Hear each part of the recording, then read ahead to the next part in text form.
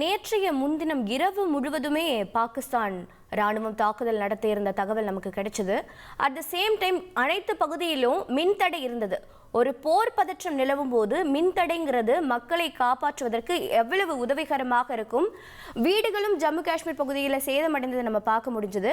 மக்கள் என்ன கூறுறாங்க இந்த போர் பதற்றம் பத்தி?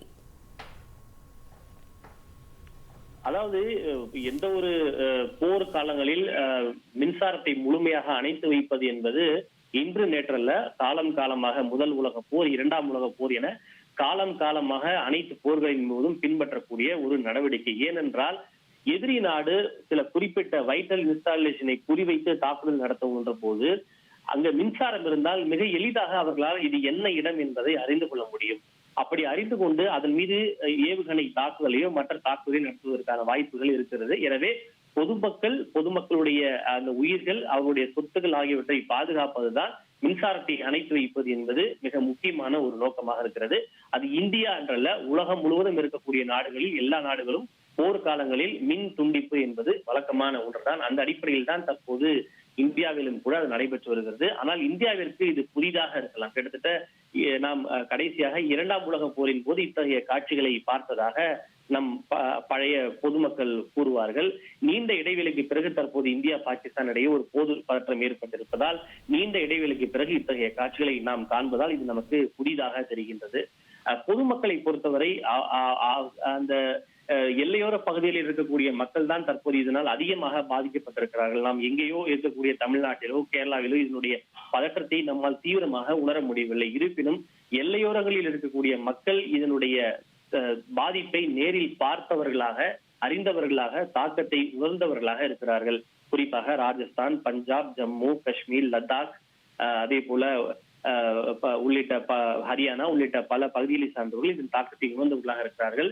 சிலர் இந்தியாவினுடைய நடவடிக்கைக்கு அவர்கள் தங்களுடைய தார்மீக ஆதரவை வழங்குகிறார்கள். இந்தியாவினுடைய நடவடிக்கை சரிதான், நாங்கள் இந்திய ராணுவத்திற்கு நாங்கள் ஒரு மாரல் சப்போர்ட்டை நாங்கள் வழங்குகிறோம், பாகிஸ்தான் ராணுவம் செய்வது தவறு, நாங்கள் என்ன நடந்தாலும் எங்களுடைய இடத்தை விட்டு நாங்கள் வெளியேற போவதில்லை என்று ஒரு பக்கம் அவர்கள் தங்களுடைய ஆதரவை இந்திய ராணுவத்திற்கு வழங்குகிறார்கள். சில மக்களை பொறுத்தவரை தாங்கள் ஒரு பாதுகாப்பான இடம் என்பது வழங்கப்பட வேண்டும், தங்களுடைய சொத்துக்கள் சேதமடைகிறது, அவை ஒருவேளை சேதமடைந்தால் அவற்றை மீட்டுக் கொடுப்பதற்கு அரசு நடவடிக்கை எடுக்க வேண்டும், தங்களுடைய வாழ்வாதாரம் எந்த விதத்திலும் பாதிக்கப்பட்டு விடக்கூடாது என்கிற கவலைகளை அவர்கள் வெளிப்படுத்துகின்றனர். ஏனென்றால் இதனால் பாதிக்கப்பட போவது சாமானிய மக்கள் தான்.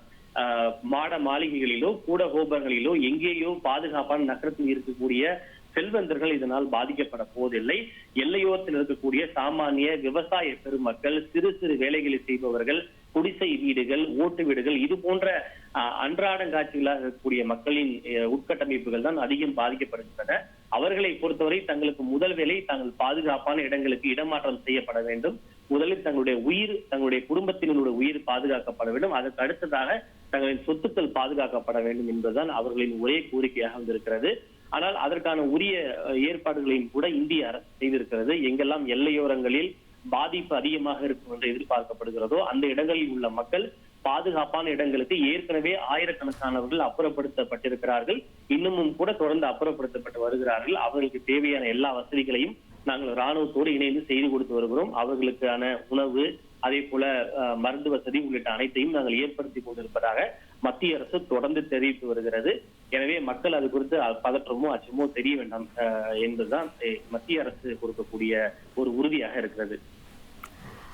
ரமேஷ்குமார், முதலில் இந்த போர் பதற்றமானது எப்படி தொடங்கினது நம்ம பார்த்தோம்னா, சுற்றுலா பயணிகள் மீது ஒரு 26 பேர் மீது பாகிஸ்தான் தீவிரவாதிகள் தாக்குதல் நடத்தினாங்க. பிறகு பாகிஸ்தான் பயங்கரவாத அமைப்பு மீது இந்தியா தாக்குதல் நடந்துச்சு.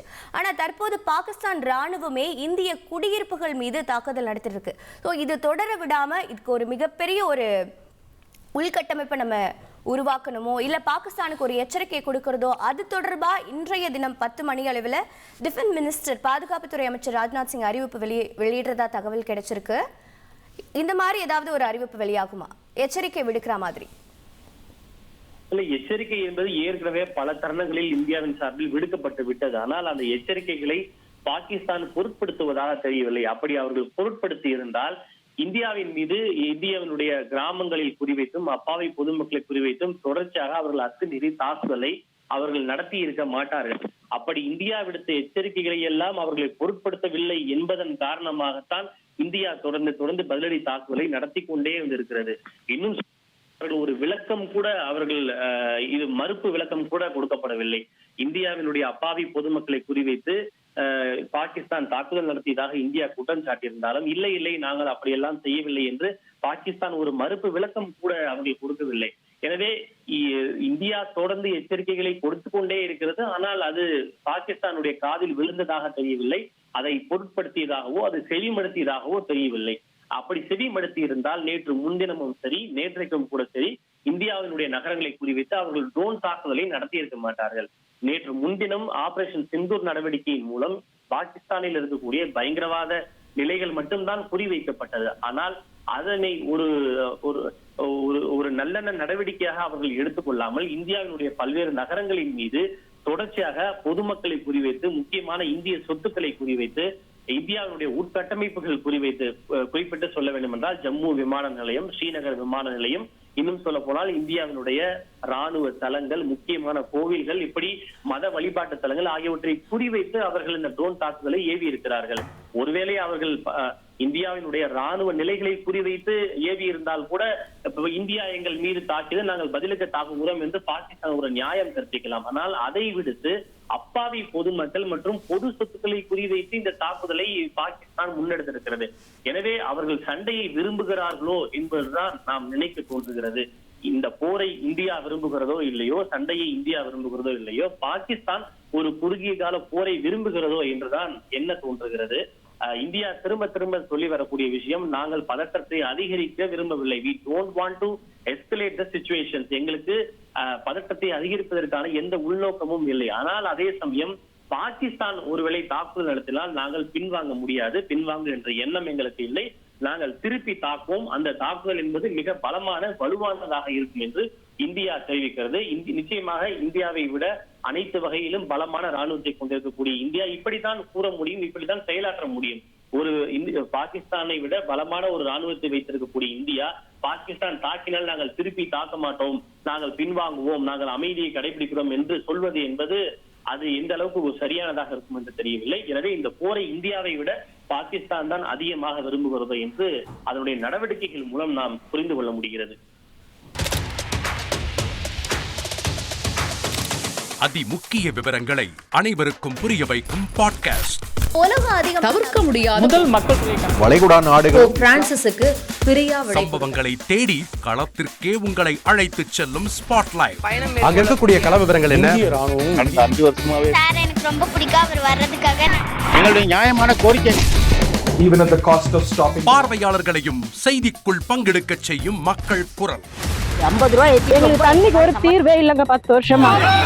எங்களுக்கு சரியான ஒரு விடிவு கிடைக்கவில்லை. 60,000 ஏக்கருக்கு தான் கேக்குறோம், பிச்சை கேக்குறாங்க. புத்தம் புதிதாக வித்தியாசமாக பாகிஸ்தான்லயே 4 இடம் என்ன படிக்கலாம்ன்றதுல பேரண்ட்ஸும் என்கரேஜ் பண்ணணும், ஸ்டூடெண்ட்ஸும் தேர்வு செஞ்சு. எனக்கும் சீமானனுக்கும் பெரிய வித்தியாசம் இல்லைங்க. ஒரு பாயிண்டா சொல்லணும். உங்களுக்கான தலைவர்களை பொழுதுபோக்கு தளத்தில் தேடாதீர்கள், போராட்ட களத்தில் தேடுங்கள். அனைத்தும் உங்களுக்காக. எப்போதும் இணைந்திருங்கள் தந்தி டிவியுடன்.